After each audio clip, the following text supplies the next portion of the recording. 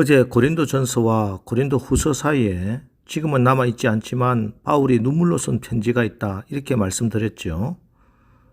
고린도 교회에 여러 가지 문제가 있다는 소식을 듣고 바울이 편지 고린도전서를 써서 디모데 편에 보내서 권면합니다. 하지만 디모데가 돌아와서 들려주는 소식은 고린도 교회가 이 편지를 받고 회개하고 회복되질 못하고 오히려 바울에 대해서 더 적대적인 말과 반응을 보였다는 것입니다. 그래서 바울이 직접 고린도 교회를 방문하게 되는데 이 방문을 근심의 방문, 눈물의 방문이다, 이렇게 합니다. 바울이 근심 중에 고린도 교회를 직접 방문했어요. 그런데 이번에는 아예 바울조차 배척을 하고 맙니다. 그 이후에 바울은 눈물의 편지를 써서 이번에는 디도에게 들려서 고린도에 그 편지를 보냅니다.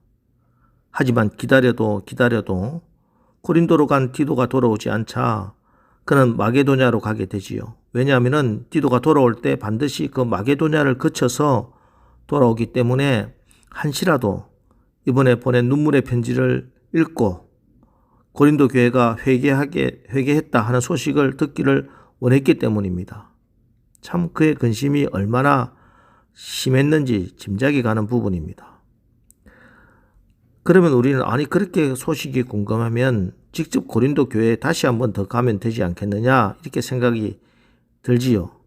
그런데 오늘 1절에 보면은 내가 다시는 너희에게 근심 중에 나아가지 아니하기로 스스로 결심하였노니, 이렇게 기록하고 있습니다. 내가 지난번에 근심 중에 너희를 만나서 좋은 열매가 없었지 않느냐. 내가 또다시 내 마음이 상해서 너희들 만나면은 결과가 똑같지 않겠느냐. 그래서 근심 중에 너희에게 가지 않기로 스스로 결심했다, 이런 말입니다. 이게 무슨 의미인가를 23절, 23절에 이렇게 기록하고 있습니다. 내가 내 목숨을 걸고 하나님을 불러 정언하시게 하노니 내가 다시 고린도에 가지 아니한 것은 너희를 아끼려 함이라. 우리가 너희 믿음을 주관하려는 것이 아니요 오직 너희 기쁨을 돕는 자가 되려 함이니 이는 너희가 믿음에 섰음이라. 사람들이 서로 감정이 상해 있고 또 오해가 있을 때 그 격한 감정 가운데 만나면은 결과가 좋지 않지요. 지금 고린도 교인들과 사도 바울 사이에도 오해가 있고 감정이 좋지 않은데 무작정 만나면은 도리어 서로 큰 상처를 받을 수 있습니다. 그래서 결론은 고린도 교회 교인들의 믿음을 믿고 가지 않는 것입니다. 그리고 사도 바울이 고린도 교회를 방문하지 않고 한 일이 무엇이겠습니까? 눈물의 편지라는 편지를 썼습니다. 눈물의 편지가 무엇입니까? 억울해서 눈물 흘리며 쓴 편지인가요? 아니지요. 눈물의 기도를 하면서 쓴 편지입니다. 그렇습니다. 어떤 문제가 생기면은 우리가 너무 성급하게 내 힘이나 인간적인 방법으로 그 문제를 풀려고 합니다. 특별히 지금 감정이 상해서 극도로 흥분되어 있으면 당장 가서 만나서 따져보고 변명해보고 내가 입증해 보이리라. 그런데 그게 아닙니다. 대부분 그렇게 되면요, 문제는 더 꼬이게 됩니다. 그때는 조용히 눈물을 흘리면서 하나님께 기도하고 하나님 말씀을 묵상해야 됩니다. 오늘 바울이 그렇게 했습니다.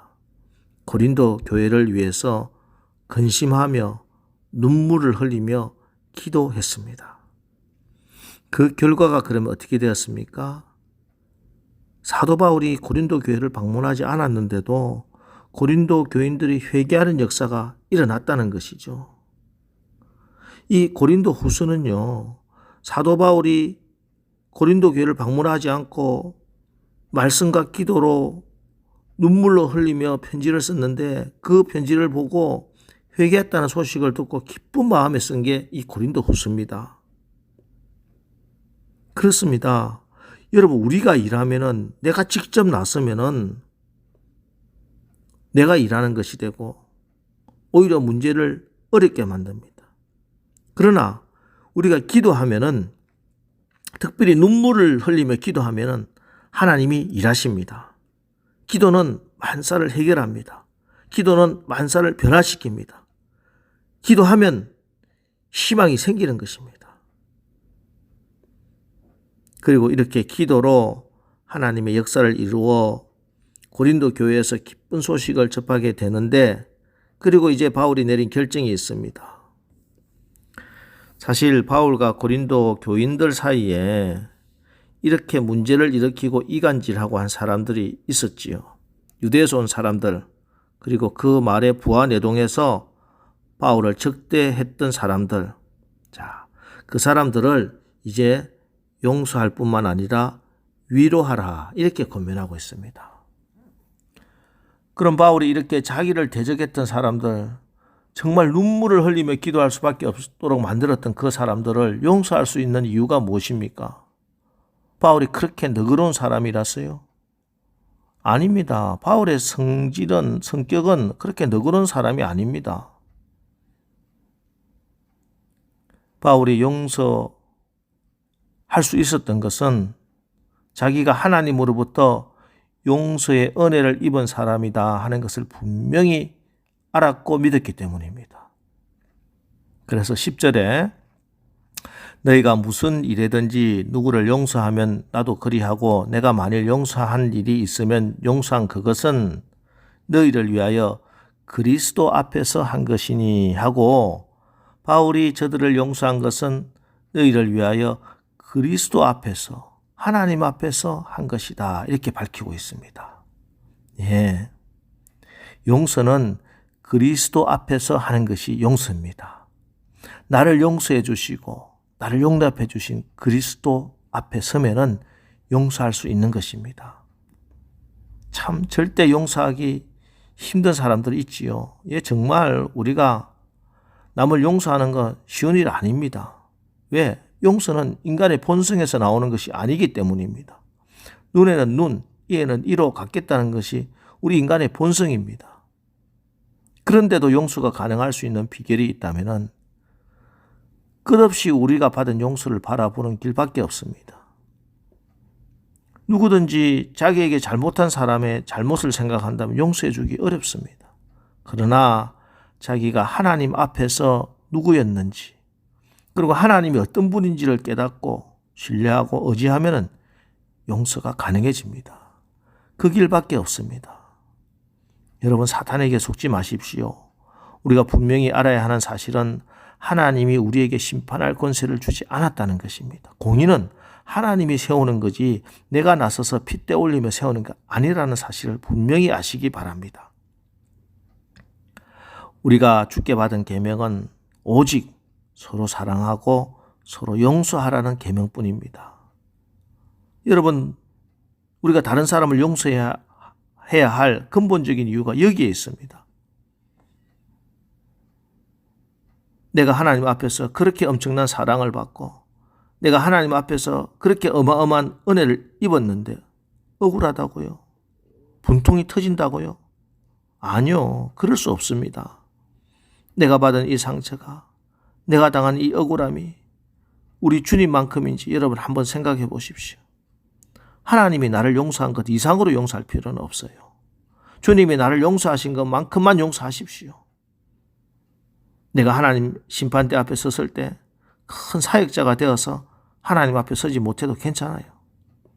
세상에 어마어마한 봉사의 흔적을 안고 서지 못해도 괜찮습니다. 하나님 앞에 헌신했던 놀라운 열매들 안고 하나님 앞에 서지 못해도 괜찮아요. 그러나 반드시 두 가지 문제는 해결하고 하나님 앞에 서야 합니다. 첫 번째는 나의 모든 죄는 예수 이름으로 용서받았다. 나의 모든 과거의 죄, 현재의 죄, 미래의 모든 죄는 예수 보혈로 깨끗이 씻음 받았다.